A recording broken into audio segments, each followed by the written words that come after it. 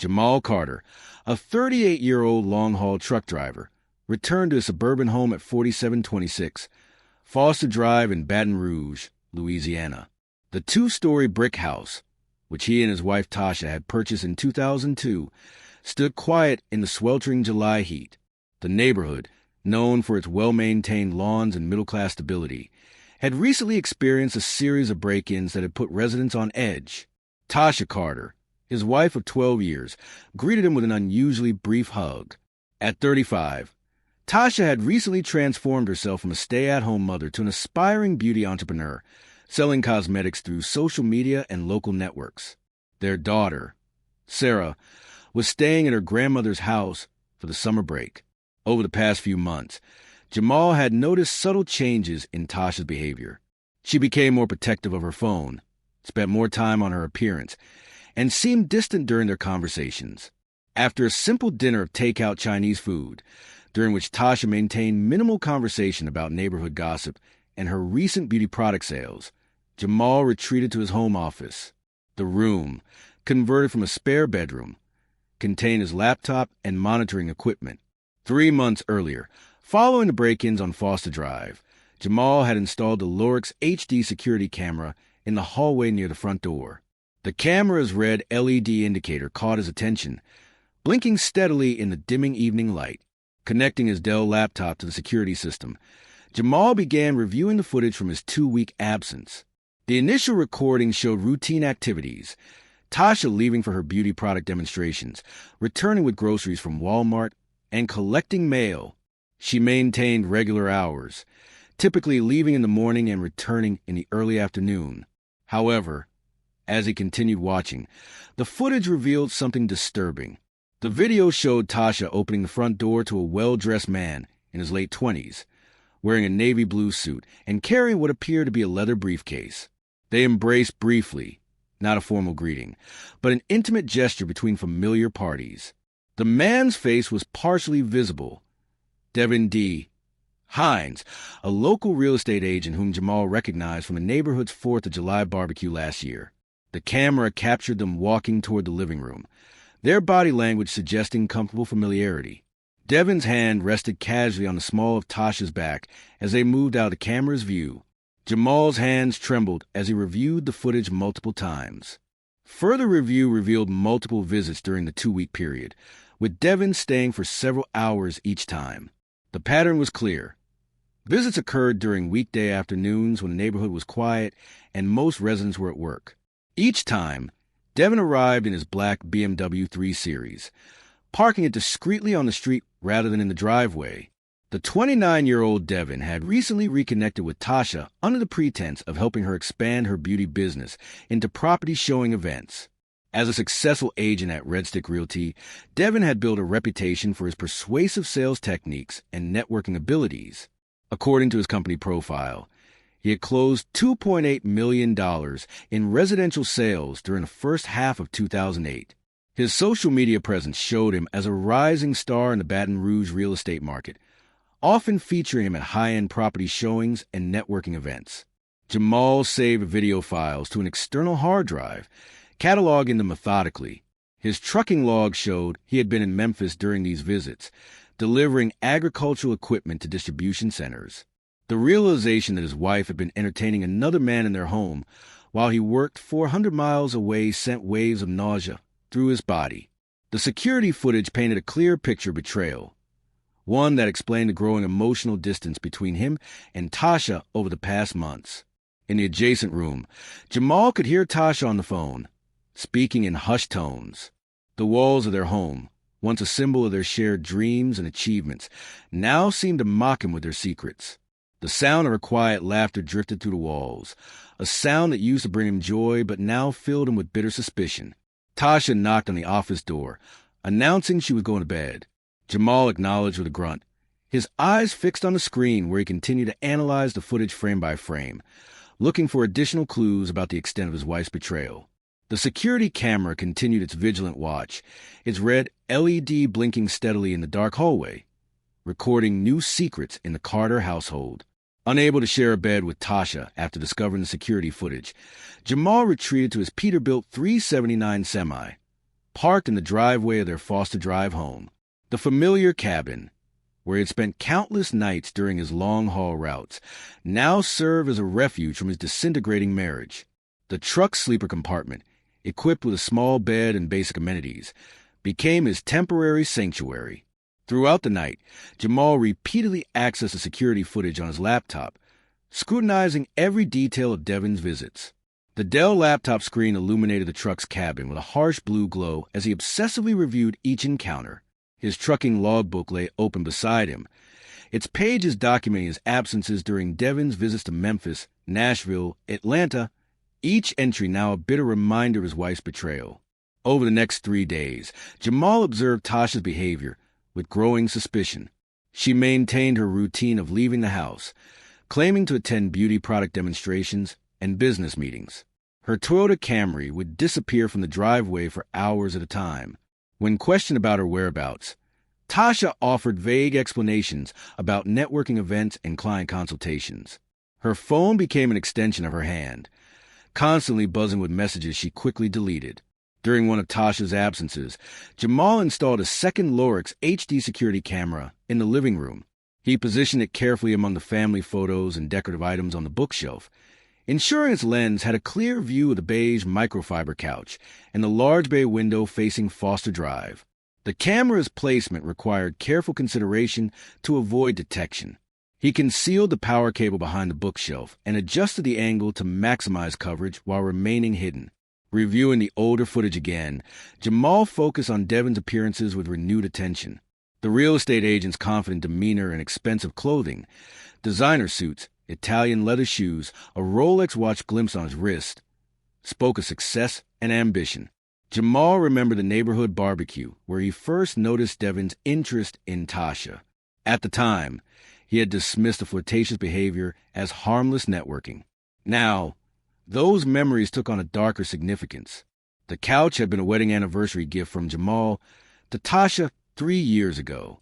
The thought of it being used for their betrayal intensified his anger. His mind replayed scenarios of their intimacy, each imagined detail, feeding his growing fury. The sacred space of his home, maintained by his long hours on the road and dedicated work ethic, had been violated. As the storm raged outside, Jamal accessed his trucking company's scheduling system on his laptop. His next assigned route would take him to Houston, Texas, a 4-day round trip starting the following afternoon. The familiar numbers and routes on the screen began to blur as a different kind of plan took shape in his mind. His years of experience as a truck driver had taught him about momentum, impact, and the devastating power of a fully loaded semi-truck. On a humid morning in July 2008, Jamal Carter informed his wife he was departing for a scheduled 4-day haul to Houston. He performed his usual pre-trip routine, checking his Peterbilt 379 systems and loading his supplies. Tasha barely looked up from her phone as he left, offering only a distracted goodbye. Instead of heading west on Interstate 10 toward Houston, Jamal drove his truck to an abandoned industrial lot on Shaka Drive in East Baton Rouge, positioning it between defunct warehouses. The industrial lot, formerly belonging to a bankrupt manufacturing company, provided perfect concealment for his 18-wheeler.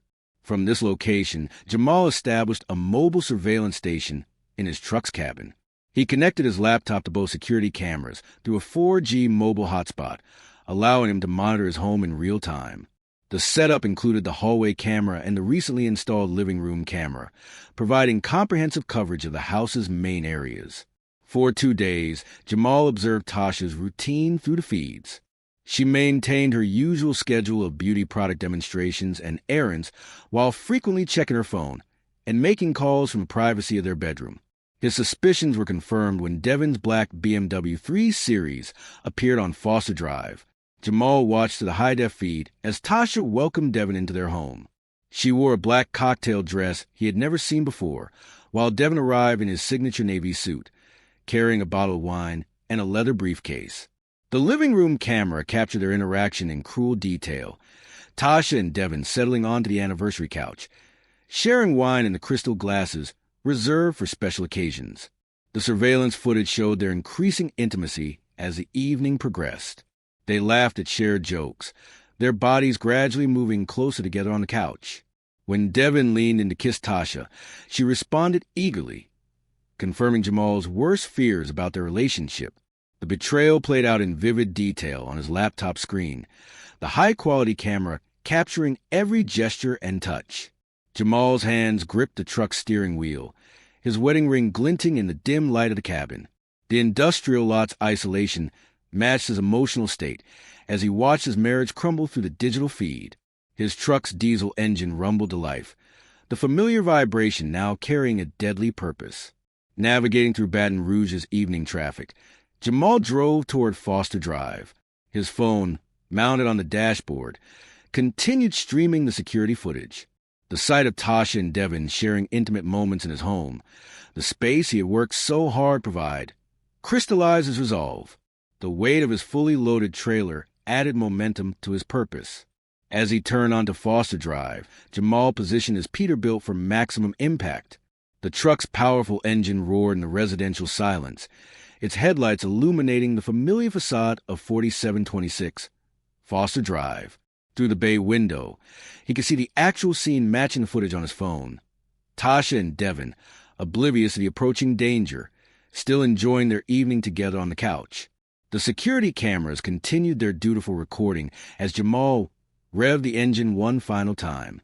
The sound echoed to the neighborhood, drawing curious faces to nearby windows. His phone showed Tasha and Devin looking up at the noise, their expressions shifting from confusion to horror as they recognized the distinctive sound of a semi-truck. With mechanical precision honed by years of professional driving, Jamal calculated the distance and angle. His foot hovered over the accelerator as he made his final decision. The truck's powerful engine awaited his command, ready to transform from a tool of his livelihood into an instrument of vengeance. The Peterbilt 379 accelerated down Foster Drive, its Detroit diesel engine generating maximum torque. The truck's headlights illuminated the residential street as the 80,000-pound vehicle built momentum. At precisely 9:47 p.m., the semi collided with the front of 4726 Foster Drive. The impact focused on the living room area where Tasha Carter and Devin Hines were seated. The collision decimated the house's front wall. The truck's massive grille, designed to protect against highway debris, became a battering ram, splintering the wooden frame and shattering the bay window. The beige microfiber couch, a testament to happier times, was crushed beneath the truck's chrome bumper. The security cameras captured the final moments before being destroyed in the impact, their feeds cutting to static on Jamal's phone. The crash generated a catastrophic chain reaction throughout the structure. Support beams snapped like matchsticks under the force of the impact. The second floor partially collapsed into the living room, adding to the devastation. The truck's momentum carried it 15 feet into the house before finally stopping, its engine still running amid the destruction. Emergency calls flooded the Baton Rouge Police Department's dispatch center.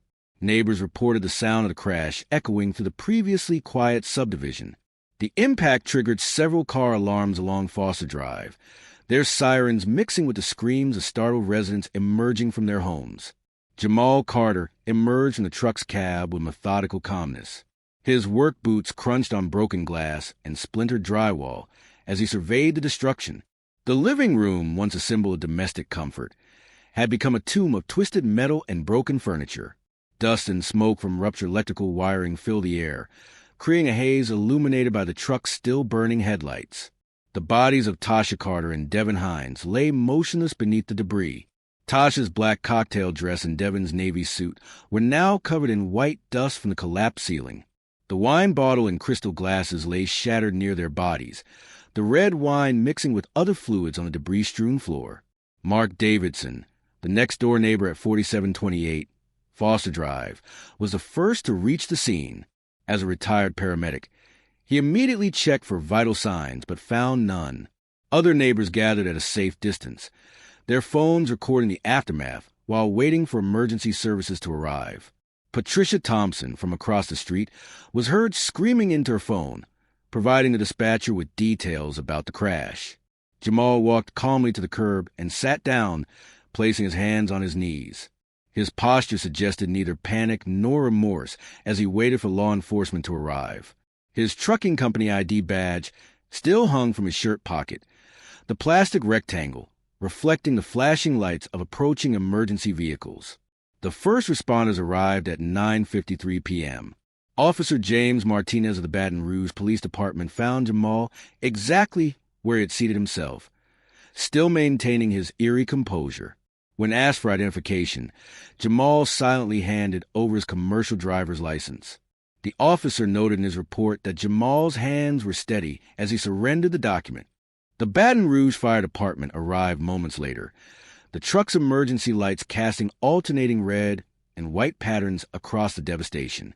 Fire Chief Robert Wells immediately called for structural engineers to assess the building's stability before recovery efforts could begin. The house that had stood for decades on Foster Drive was now a horrific tableau of destruction, its facade torn open to reveal the tragic scene within. As Jamal was being handcuffed and read his Miranda rights, neighbors gathered in small groups, sharing what they had witnessed. The sight of the respected truck driver being placed in the back of a police cruiser added another layer of shock to the already traumatic evening. The semi remained embedded in the house, its engine finally silent, while emergency personnel worked to secure the scene and begin their investigation into the deadly crash on Foster Drive. The trial of Jamal Carter began at the 19th Judicial District Court in Baton Rouge, Louisiana, drawing national media attention. District Attorney Michael Anderson led the prosecution, while veteran criminal defense attorney Thomas Wright represented Carter. Judge Sarah Matthews presided over the high-profile case, which filled the courtroom with journalists, local residents, and family members of both victims. The prosecution's case centered on the security camera footage recovered from the Carter residence. Digital forensics expert Dr. James Morrison testified about the sophisticated surveillance system Jamal had installed, emphasizing the premeditated nature of the crime. The footage clearly showed Jamal monitoring the victims in real time before the attack, with timestamps matching his mobile phone records and the truck's GPS data. District Attorney Anderson presented evidence of Jamal's internet search history, revealing queries about Louisiana homicide laws and the impact velocities of commercial trucks. The prosecution argued these searches, combined with a deliberate deviation from his assigned Houston route, demonstrated clear premeditation. The truck's maintenance record showed it was in perfect working order, eliminating any possibility of mechanical failure. The defense strategy focused on Jamal's emotional state, bringing in psychiatrist Dr. Elena Rodriguez to testify about acute psychological trauma caused by infidelity. Attorney Wright portrayed Jamal as a dedicated provider who worked 80-hour weeks to support his family, only to have his trust betrayed. The defense team highlighted Jamal's spotless 15-year driving record and various safety awards from his trucking company. Witness testimony painted conflicting pictures of the Carter marriage. Patricia Thompson, the neighbor of 8 years, described Jamal as quiet but always helpful, recounting instances of him assisting elderly neighbors with yard work. However, Mary Sullivan, Tasha's closest friend, testified about Jamal's controlling behavior, describing how he would frequently check Tasha's phone and question her whereabouts. Devin Hines' professional reputation became a point of contention. Colleagues from Red Stick Realty testified about his pattern of pursuing relationships with married clients, revealing 3 previous complaints filed with the real estate board. The defense used this information to support their narrative of premeditated seduction, though Judge Matthews limited this line of questioning. The trial's most dramatic moment came during the testimony of Sarah Carter, Jamal and Tasha's teenage daughter. Speaking via video link from her grandmother's house, Sarah described her father as loving but increasingly paranoid in the months before the murders. Her testimony about finding hidden cameras in their home visibly affected several jury members. After 8 days of testimony, the jury deliberated for 6 hours before reaching their verdict. They found Jamal Carter guilty on 2 counts of first-degree murder. Sentencing and aftermath. During sentencing, Judge Matthews addressed Jamal directly, noting that while she understood the emotional trauma of infidelity, his calculated response demonstrated a chilling disregard for human life. The sentence was delivered on October 15, 2008, life imprisonment without the possibility of parole at the Louisiana State Penitentiary in Angola. Jamal showed no visible reaction as the sentence was read, maintaining the same stoic demeanor he had displayed since the night of the murders. The verdict brought little closure to the families involved. Devin Hines' parents filed a wrongful death civil suit against Jamal Carter, while Tasha's family struggled to reconcile their grief with the public exposure of the affair. The house at 4726 Foster Drive remained vacant, its damaged structure serving as a grim reminder of the tragedy, until its demolition the following year. The security cameras that had revealed his wife's infidelity ultimately provided the evidence that sealed his fate in the criminal justice system. Legacy of a tragedy. 4726 Foster Drive stood vacant for months after the tragedy, its damaged structure a stark reminder of that fatal July night. Local teenagers dare each other to approach the property, spreading urban legends about ghostly figures seen through the broken windows. When demolition crews finally arrived in spring 2009, dozens of residents gathered to watch the house being torn down, many recording the event on their phones. The empty lot became an unofficial memorial, with occasional flowers appearing along the chain-link fence. Sarah Carter now lived with her maternal grandmother, Eleanor Mitchell, in a quiet subdivision across town. Her room, painted pale blue, contained carefully preserved photos from before the tragedy. Family vacations to Gulf Shores, her 10th birthday party, her father teaching her to ride a bike. These fragments of happiness seemed to belong to another life entirely. The first letter arrived on her 16th birthday, postmarked from Angola State Penitentiary. Sarah recognized her father's neat, precise handwriting, the same hand that had helped her with homework and signed her report cards. She left the envelope unopened on her desk for 3 days before finally gathering the courage to read it. My dear Sarah, not a day passes that I don't think about what I've taken from you. Your mother's smile, her laugh, the way she used to sing while making breakfast. These are things you should still have in your life. My actions stole not just your mother, but also your father, leaving you to navigate your teenage years alone. The weight of this truth haunts every moment of my existence. Jamal's letters continued arriving monthly, each one filled with memories, regrets, and fatherly concerns that now seemed tragically out of place. He asked about her grades, her friends, her dreams for college.